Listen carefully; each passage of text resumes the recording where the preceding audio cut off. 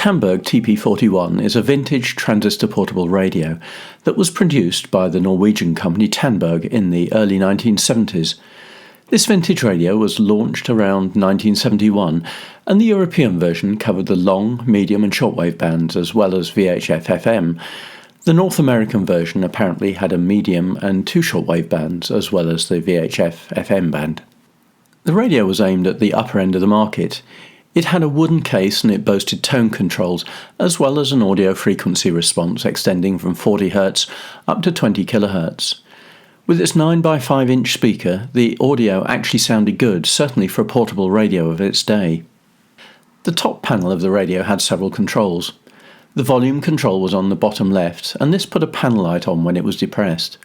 Above this was the extendable antenna, and then moving further along were the bass and treble controls. Then there was a bank of switches. The first on the left of this bank was the on-off switch, then moving along with a long and medium wave band selection. Next was the switch for the external antenna. This was depressed to use an external antenna on the long and medium wave bands. Next to this switch were the short wave and then the FM waveband selectors. When both were depressed together, this enabled the external input to be used. Finally, there was an AFC, or automatic frequency control, which was used to keep the radio on tune for VHF FM. The final two controls were the long, medium and shortwave band tuning, and then the VHF FM tuning. This control also doubled up as a band spread tuning control for the shortwave band. On the side of the radio there were the external inputs and outputs.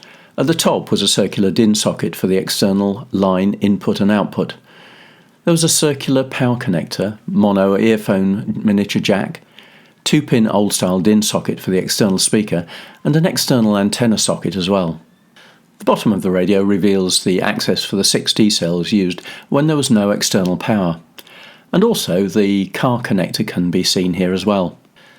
The radio came with 2 sheets of instructions and also a circuit diagram with PCB layout. That's not something you get these days, but it certainly helped with the maintenance. The radio is easy to disassemble, although it may not be immediately obvious how this is done. First, take the 2 screws out of the handle.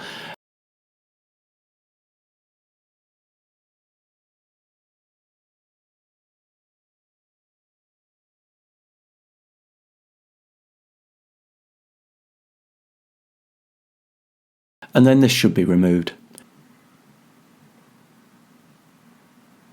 The 2 side elements need to be removed by sliding them downwards.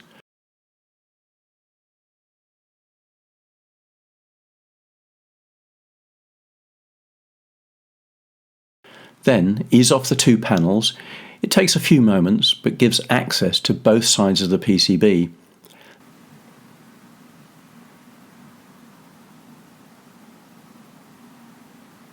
The speaker can be removed very easily as well, as it's held in place by 4 small screws.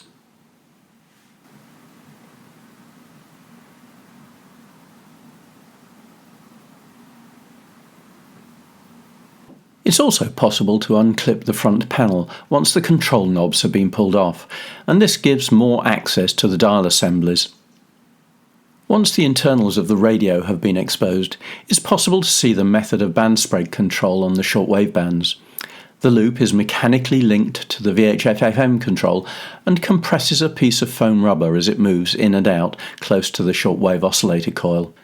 The other point to note is that there's a weird component called a stabilizer, labelled D501 on the circuit diagram.